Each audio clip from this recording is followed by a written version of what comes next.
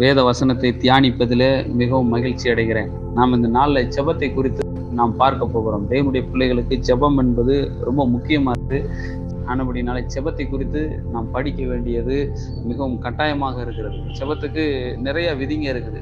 ஆனால் ஜெபம்ன்றது வேத வசனத்தின்படி எப்படி இருக்க வேண்டும் என்பதை நாம் தியானிக்க வேண்டியது நம்ம அவசியமாக இருக்கிறது. 1 சாமுவேல் புஸ்தகம் 3வது அதிகாரத்தில் நான் வாசிக்கிறேன், 4 வாசிக்கிறேன். அப்பொழுது கர்த்தர் சாமுவேலை கூப்பிட்டார்.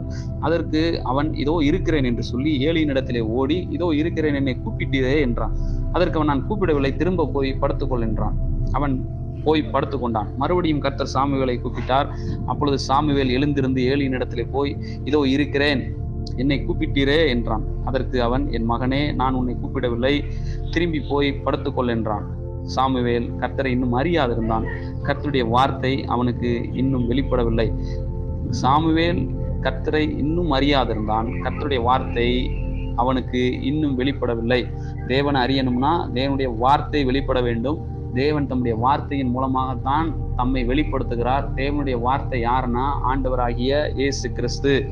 இப்ப தேவனுடைய வார்த்தை வெளிப்படும் பொழுது தேவனை அறிந்து கொள்ள முடியும். அதற்கப்புறம் 8வது வசனம், கர்த்தர் மறுபடியும் 3ஆம் விசை சாமுவேலே என்று கூப்பிட்டார். அவன் எழுந்திருந்து ஏலியின் இடத்திலே போய், இதோ இருக்கிறேன், என்னை கூப்பிட்டீரே என்றான். அப்பொழுது கர்த்தர் பிள்ளையாண்டானை கூப்பிடுகிறார் என்று ஏலி அறிந்து சாமுவேலை நோக்கி, நீ போய் படுத்துக்கொள், உன்னை கூப்பிட்டால் அப்பொழுது நீ சொல்லும், அப்பொழுது நீ கர்த்தாவே சொல்லும், அடியேன் கேட்கிறேன் என்று சொல் என்றான். சாமுவேல் போய் தன்னுடைய ஸ்தானத்திலே படுத்து கொண்டான். அங்க அந்த இடத்துல சாமுவேல் தீர்க்கதரிசி ஒரு காரியத்தை செய்கிறத நம்ம பார்க்கிறோம். அது என்னதுனாக்க, ஆண்டவரே கர்த்தாவே நீர் சொல்லும், அடியேன் கேட்கிறேன். இதுதான் வேதத்தினுடைய பிரதானமான கட்டளையே, இதுதான் பிரதானமான விதியே இதுதான். அப்ப கர்த்தாவே நீர் சொல்லும், அடியேன் கேட்கிறேன் என்று சொல்லும்போது கர்த்தர் நம்மிடத்துல பேசுவார். கர்த்தர் நம்மிடத்துல அவருடைய வார்த்தையை பேசும் பொழுது நமக்கு விசுவாசம் உண்டாகும். விசுவாசம் நமக்குள்ள உண்டாகும் பொழுது நம் மலைகளை பெயர்க்க முடியும். விசுவாசம் நமக்குள்ளே உண்டாகும் பொழுது நம்முடைய தேவைகளை சந்திக்க முடியும். தேவனுக்கு பிரியமாக நாம் வாழ முடியும். ஆனபடினால ஜெபத்துக்கு வர்ற பிள்ளைங்க, ஆண்டவரே நான் சொல்றதை நீங்க கேளுங்க, நான் உமக்கு ஆலோசனை கொடுக்குறேன், நான் சொல்றதை நீங்க கேளுங்க அப்படின்ற அந்த எண்ணத்துல வரக்கூடாது. தேவனுடைய பிள்ளைங்க, ஜெபத்துக்கு வருகிற தேவனுடைய பிள்ளைகள், நீர் சொல்லும் ஆண்டவரே, அடியேன் கேட்கிறேன் என்று சொல்ல வேண்டும். ஹல்லேலூயா. ஜெபத்துடைய பிரதான விதி, முதல் விதி என்னன்னா, ஆண்டவரே நான் சொல்றேன் நீங்க கேளுங்கன்றது கிடையாது. நீர் சொல்லும், நான் கேட்கிறேன் என்பதுதான் ஜெபம். தேவனுடைய பிள்ளைங்க இதை ஒரு காலத்திலையும் மறந்துடக்கூடாது. வேதம் சொல்லுகிறது, வெளிப்படுத்தின விசேஷம் 7 சபைகளுக்கு கொடுக்கப்பட்ட வார்த்தை, ஆவியானவர் சபைகளுக்கு சொல்லுகிறதை காதுள்ளவன் கேட்க கடவன். ஏன் ஆவியானவர் சொல்றதை நம்ம கேட்கணும்? கர்த்தர் பேசி நம்ம கேட்கும் பொழுது, இன்னைக்கு புதிய ஏற்பாட்டுல கர்த்தரே ஆவியானவர், கர்த்தர் தான் ஆவியானவரா இருக்கிறாரு. அந்த கர்த்தரே ஆவியானவர் நமக்குள்ளே வாசம் பண்ணி கொண்டிருக்கிறார். இந்த ஆவியானவர் சொல்லுகிறத நம்ம கேட்கணும். நான் சொல்றேன் ஆண்டவரே நீங்க கேளுங்கன்றது அது உபதேசம் கிடையாது. நீர் சொல்லும் ஆண்டவரே நான் கேட்கிறேன் என்று சொல்லும் பொழுது விசுவாச பிள்ளைகளுடைய வாழ்க்கையில விசுவாசம் பெருக ஆரம்பிக்கிறது. சூழ்நிலைகள் மாற ஆரம்பிக்கிறது. தேவன் உங்களுக்காக வைத்திருக்கிறதை நீங்கள் எளிதாக அடைய முடியும். சாமுவேல் தீர்க்கதரிசி ஒரு சின்ன ஜெபம் தான் பண்ணாரு. கர்த்தாவே நீர் சொல்லும், அடியேன் கேட்கிறேன் என்று சொல்லும் பொழுது அந்த சாமுவேல் தீர்க்கதரிசியினுடைய வாழ்க்கை முற்றிலுமாக மாறினது. தான் முதல் பெயர்சபா வரைக்கும் இருக்கிற ஒரு பிரசித்தி பெற்ற ஒரு தேவ மனுஷனாக சாமுவேல் தீர்க்கதரிசியை கர்த்தர் நிலைநாட்டினதை பார்க்கிறோம். ஒரே ஒரு சீக்கிரட் தான் அவ்வளவு பெரிய தீர்க்கதரிசி ஆனதுக்கு. சாமுவேல் தீர்க்கதரிசியினுடைய வாழ்க்கையில ஒரே ஒரு சின்ன ஜெபம் தான், நீர் சொல்லும், அடியேன் கேட்கிறேன் என்பதுதான். அதனால நம்ம ஜெபத்துக்கு வந்திருக்கிற தேவனுடைய பிள்ளைங்க ஜெபிக்கும் பொழுது நம்ம என்ன ஜெபம் பண்ணணும்? கர்த்தாவே நீர் சொல்லும், அடியேன் கேட்கிறேன், நீர் சொல்லும், அடியேன் கேட்கிறேன். இந்த எண்ணங்களால நாம் நிரப்பப்படும் பொழுது கர்த்தர் நம்ம என்ன பண்ணுவார்? நம்முடைய ஜெபங்களுக்கு ஆம் என்றும் ஆமேல் என்றும் ஆமீன் என்றும் பதிலளிக்க கர்த்தர் வல்லவராக இருக்கிறார். ஹல்லேலூயா. தேவனுடைய பிள்ளைங்க மறந்துடக்கூடாது. ஜெபத்தை எப்பவுமே தியானிக்கும் பொழுது, ஜெபத்தை குறித்து நாம் தியானிக்கும் பொழுது ஒரு காரியத்தை மறந்துடக்கூடாது. ஆண்டவரே நீங்க சொல்லுங்க ஆண்டவரே, நான் கேட்கிறேன் ஆண்டவரேன்னு சொல்லணும். தேவனுடைய பிள்ளைங்க, நான் சொல்றேன் ஆண்டவரே நீங்க கேளுங்க, நான் சொல்றேன் ஆண்டவரே நீங்க கேளுங்க அப்படின்னு ஒரு காலத்துல நம்ம சொல்லக்கூடாது. ஜெபிக்க வந்திருக்கிற ஒவ்வொரு பிள்ளைகளும், ஆண்டவரே நீர் சொல்லும், நான் கேட்கிறேன், ஆண்டவரே நீர் சொல்லுகிற வார்த்தையை கேட்கக்கூடிய பக்குவத்தை தாங்க. வேதம் சொல்லுகிறது, என்ன சொல்லுது? வேதம் என்ன சொல்லுது? என் ஆடுகள் என் சத்தத்துக்கு செவி கொடுக்கிறது என்று சொல்லப்பட்டிருக்கிறது. அதனால தேவனுடைய பிள்ளைங்க ஆவியானவருடைய சத்தத்துக்கு, கர்த்தருடைய சத்தத்துக்கு ரொம்ப இம்பார்ட்டன்ட் கொடுக்கணும். ஆண்டவர் என் ஆடுகள் என் சத்தத்துக்கு செவி கொடுக்கிறது.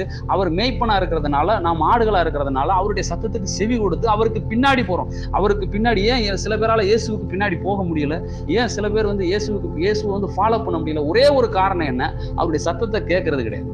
அவருடைய சத்தத்தை கேட்கிறவங்க இயேசுவை ஃபாலோ பண்றதுக்கு ஈஸியா இருக்கும். இன்னொரு விதத்துல சொன்னா, இயேசு கிறிஸ்து நம்மோடு கூட பேசும் பொழுது, பிரதான மெய்ப்பராய் இருக்கிற இயேசு கிறிஸ்து நம்மோடு கூட பேசும் பொழுது, அது நம்முடைய வாழ்க்கையில என்ன நடக்குதுன்னா, அவர் சத்தத்தை கேட்கும் பொழுது அந்த சத்தமே அவரை பின்பற்றுவதற்கு நமக்கு பலத்தை கொடுக்குது. ஹல்லேலூயா. ஆண்டவருடைய பிள்ளைங்க மறந்துடக்கூடாது. தேவ சத்தத்தை கேட்கும் பொழுது, கர்த்தருடைய வார்த்தையை நம்ம கேட்கும் பொழுது, கர்த்தருடைய வார்த்தையை நம்ம உன்னிப்பாய் கவனிக்கும் பொழுது, அந்த சத்தமே நமக்கு என்ன செய்யுதுனாக்க, அது நமக்கு கர்த்தருடைய அவருடைய வாழ்க்கையை வாழ்றதுக்கு நமக்கு பலத்தை கொடுக்குது. ஹல்லேலூயா. ஒரு வார்த்தையை நம்ம கவனிப்போம். 1 தெசலோனிக்கேயர் 2வது அதிகாரம் 13வது வசனத்தை வாசிக்கிறேன். ஆகையால் நீங்கள் தேவ வசனத்தை எங்களாலே கேள்விப்பட்டு ஏற்றுக்கொண்ட பொழுது அதை மனுஷர் வசனமாக ஏற்றுக்கொள்ளாமல் தேவ வசனமாகவே ஏற்றுக்கொண்டபடியினாலே நாங்கள் இடைவிடாமல் தேவனுக்கு ஸ்தோத்திரம் செலுத்துகிறோம். அது மெய்யாகவே தேவ வசனம் தான். தேவ வசனம் தான் சொல்லும் பொழுது தேவன் நம்மிடத்திலே பேசக்கூடிய வார்த்தையாக இருக்கிறது. அது மெய்யாகவே தேவ வசனம் தான். விசுவாசிக்கிற உங்களுக்குள்ளே அது பலன் செய்கிறது. ஹல்லேலூயா. யாரெல்லாம் விசுவாசிக்கிறீங்களோ உங்களுக்குள்ளே தேவனுடைய வார்த்தை பலன் செய்கிறது. வேதம் தெளிவா சொல்லுது, தேவ வசனத்தை கேட்கும் பொழுது, தேவ வசனத்தை ஏற்றுக்கொள்ளும் பொழுது, தேவ வசனத்தை இந்த காதுகளால கேட்டு அதை ஆமேன் என்று ஏற்றுக்கொள்ளும் பொழுது வேதம் சொல்லுகிறது, மெய்யாகவே அது தேவ வசனம் தான். விசுவாசிக்கிற உங்களுக்குள்ளே அது பலன் செய்கிறது. தேவ வசனத்தை கேட்கும் பொழுது, அதை ஏற்றுக்கொள்ளும் பொழுது அது நமக்கு விசுவாசம் உண்டாகிறது. அந்த விசுவாசம் என்ன செய்யுது? கிரியை செய்ய வைக்கிறது. அதனாலதான் ஆவியானவர் சொல்லுகிறதை காதுள்ளவன் கேட்க கடவன். கர்த்தர் என்ன சொல்றாரோ அதை கேட்கறதுக்கு எப்பவுமே ரெடியா இருக்கிற பிள்ளைங்களுடைய வாழ்க்கையில கர்த்தர் அற்புதங்களையும் அடையாளங்களையும் செய்வதற்கு அவர் வல்லவராக இருக்கிறார். ஹல்லேலூயா. தேவனுக்கு பிரியமான பிள்ளைகளை, எங்கெல்லாம் தேவனுடைய சத்தத்தை கேட்கிறாங்களோ, எங்கெல்லாம் அவருடைய வார்த்தையை கேட்கிறாங்களோ, அந்த இடத்துல எல்லாம் வேதத்துல அற்புதம் நடக்கிறதை பார்க்கிறோம். வேதம் சொல்லுகிறது, அந்த கானா ஒரு கல்யாணத்துல இயேசு கிறிஸ்து அற்புதம் செய்யறதுக்கு அவர் அங்க உட்கார்ந்துகிட்டு இருக்கிறார். மரியாளம்மா சொல்லுது, மரியாள்கிட்ட போய் சொல்றாங்க. மரியாள் என்ன சொல்லுது? திராட்சரசம் குறை விட்டுருச்சே அப்படின்னு சொல்லும்போது அவர் சொல்றார், சிறிய என் வேலை இன்னும் வரல அப்படின்ற. அப்ப மறுபடியும் அந்த வேலைக்காரங்க போய் மரியாள்கிட்ட போய் கேட்கும் பொழுது அந்த மரியாள் சொல்லுது, அவர் உங்களுக்கு என்ன சொல்லுகிறாரோ அதின்படி செய்யுங்கள் சொல்லுது. ஹல்லேலூயா. அப்ப இயேசு கிறிஸ்து என்ன சொல்லுகிறாரோ அதை கேட்கறதுக்கு ஆயத்தமாக இருக்க வேண்டும். இயேசு கிறிஸ்து என்ன சொல்லுகிறாரோ அதை செய்யறதுக்கு ஆயத்தமா இருக்கணும். இயேசு கிறிஸ்து என்ன சொல்லுகிறாரோ காதுள்ளவர்களாகிய நாம் கேட்கும் பொழுது அற்புதத்தின் வாசலானது திறக்கப்படுகிறது இயேசுவின் நாமத்தினால. இந்த காலை வேளையில எந்த இடத்துல இருந்து, இந்த மத்தியான வேளையில எந்த இடத்துல இருந்து இந்த செய்தியை பார்த்து கொண்டிருந்தாலும் கர்த்தர் உங்களுக்கு சொல்றாரு, நீங்க அவருடைய வார்த்தையை கேட்கும் பொழுது ஆண்டவர் சொல்றாரு, உங்களை உன்னதங்களிலே உட்கார செய்வார். அவருடைய வார்த்தையை கேட்கும் பொழுது ஆண்டவர் சொல்றாரு, உங்கள் கையின் பிரயாசத்தை ஆசீர்வதிப்பார். அவருடைய வார்த்தையை கேட்கும் பொழுது ஆண்டவர் சொல்றாரு, உங்களுடைய பிரயாசங்கள் எல்லாவற்றையும் கர்த்தர் ஆசீர்வதித்து வர்த்திக்க செய்ய கர்த்தர் வல்லவராய் இருக்கிறார் இயேசுவின் நாமத்தினால. ஒரே ஒரு ஜெபம் வேதத்துல சாமுவேல் தீர்க்கதரிசி செஞ்ச ஜெபம், கர்த்தாவே நீர் சொல்லும் அடியேன் கேட்கிறேன் என்று அந்த ஒரு வார்த்தைக்கு கர்த்தர் அவனை தான் முதல் பெயர்சபா வரைக்கும் இருக்கிற ஒரு மிகப்பெரிய தீர்க்கதரிசியாக கர்த்தர் மாட்டினார். ஹல்லேலூயா. ஆண்டவருடைய பிள்ளைங்க, இந்த வசனத்தெல்லாம் கேட்டு நீங்க ஆவிக்குரிய வாழ்க்கையில இன்னும் அதிகமாய் தேவனை பற்றி அறிகிற அறிவிலே நீங்கள் வளரும்படிக்காக நான் உங்களுக்காக ஜெபித்துக் கொள்கிறேன். நன்றி.